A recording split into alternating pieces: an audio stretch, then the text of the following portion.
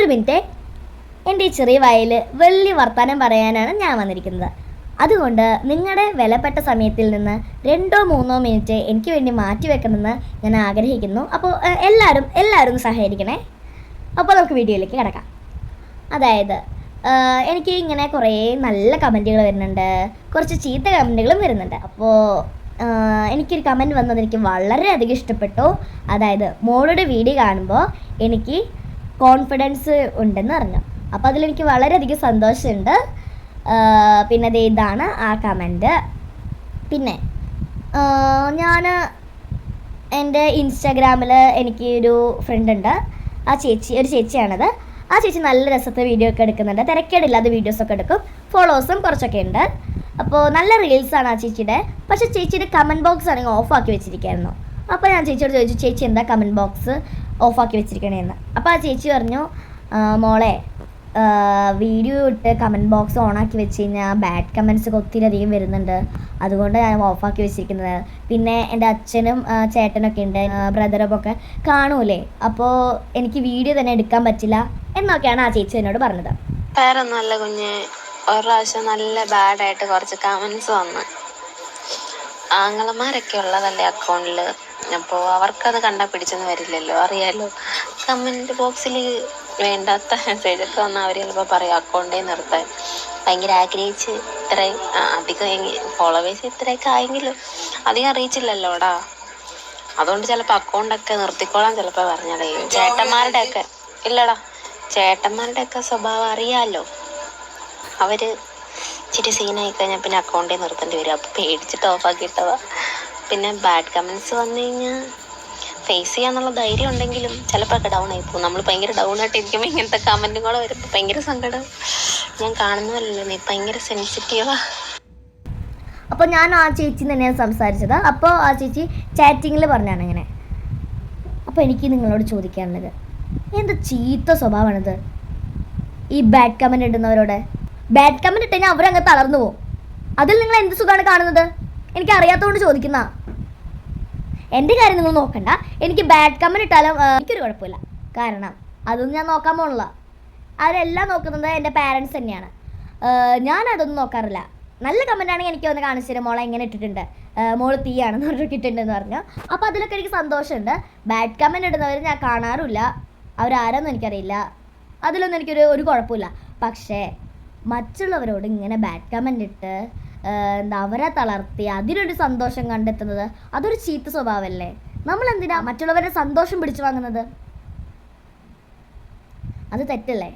പിന്നെ എനിക്കൊരു കമൻറ്റ് വന്നിട്ടുണ്ടായിരുന്നു, അതായത് ഈ കൊച്ചിൻ്റെ ഒക്കെ എന്തിനാ കാണാൻ പോകണം, ഇതിനെക്കാട്ട് നല്ല കൊച്ചുങ്ങളൊക്കെ അവിടെ വീഡിയോസ് ചെയ്യുന്നില്ലേ, അത് പോയി കണ്ടാൽ പോരെയെന്ന്, ഇതൊക്കെ വേസ്റ്റാന്നൊക്കെ പറഞ്ഞിട്ട് കമൻറ്റ് വരുന്നുണ്ട്. അപ്പോൾ എനിക്ക് നിങ്ങളോട് പറയാനുള്ളത്, നിങ്ങൾ വേണമെങ്കിൽ അവരുടെ കണ്ടു, ഞാൻ പറഞ്ഞു അവരുടെ കണ്ട് എന്താന്ന്. ഞാനെല്ലാവരും സപ്പോർട്ട് ചെയ്യും. എൻ്റെ ഏജിലുള്ള കുട്ടികളായാലും എന്നെക്കാട്ടും കുഞ്ഞു കുട്ടികളായാലും വലിയ ചേച്ചിമാരായാലും ചേട്ടന്മാരായാലും എല്ലാവരും ഞാൻ സപ്പോർട്ട് ചെയ്യുന്നുണ്ട്. നല്ല നല്ല നല്ല കമൻ്റ് ഇട്ട് സൂപ്പറാണ്, അടിപൊളി അങ്ങനെയൊക്കെ പറഞ്ഞിട്ട് ഞാൻ അവരെ ഒരു ഉന്മേഷം കൊടുക്കും. ഞാൻ പറഞ്ഞോ നിങ്ങളോട് അവരുടെ വീഡിയോസ് കണ്ട എൻ്റെ മാത്രം കണ്ടാൽ മതി എന്ന് പറഞ്ഞ് ഞാൻ പറഞ്ഞോ? ഇല്ല. എന്നാലും അവർക്ക് നല്ല കഴിവുണ്ടാക്കാം, പക്ഷേ എൻ്റേതായിട്ടുള്ള കഴിവ് ഞാൻ നന്നായിട്ട് കാണിക്കുന്നു. എൻ്റെ ഉള്ളിലത്തെ കഴിവ് എനിക്ക് ഇതാണ് കഴിവ്, അപ്പം ഞാനത് നിങ്ങൾക്ക് കാണിച്ചു തരുന്നു. അവർ നല്ലപോലെ ചെയ്യണ്ടായിരിക്കും, എന്നെക്കാട്ടും നന്നായി ചെയ്യണ്ടായിരിക്കും. പക്ഷേ എനിക്ക് അവർ ചെയ്യണ പോലെ ചെയ്യാൻ പറ്റില്ലല്ലോ. എനിക്ക് എൻ്റേതായിട്ടുള്ള കഴിവില്ലേ? ഓരോരുത്തർക്കും ഓരോ കഴിവല്ലേ. ചിലവർക്ക് പാട്ട് പാടാനായിരിക്കും കഴിവ്, ചിലവർക്ക് അഭിനയിക്കാനായിരിക്കും കഴിവ്, ചിലവർക്ക് സംസാരിക്കാനായിരിക്കും കഴിവ്. അപ്പോൾ ഇതെല്ലാം വ്യത്യസ്തമായിട്ടുള്ള കഴിവുകളല്ലേ. അപ്പോൾ ഓരോരുത്തർക്കും ഓരോതായ കഴിവുകളുണ്ട്, അത് നിങ്ങൾ മനസ്സിലാക്കണം. പിന്നെ ഈ കുട്ടി അഹങ്കാരം പിടിച്ച കുട്ടിയാണെന്ന് പറയാനുള്ളവരോട് എനിക്കൊരേ ഒരു കാര്യം പറയാനുള്ളൂ. ഞാൻ അഹങ്കാരം പിടിച്ച കുട്ടിയാണെന്ന് നിങ്ങൾക്ക് തോന്നുന്നത് എന്താണെന്നറിയോ?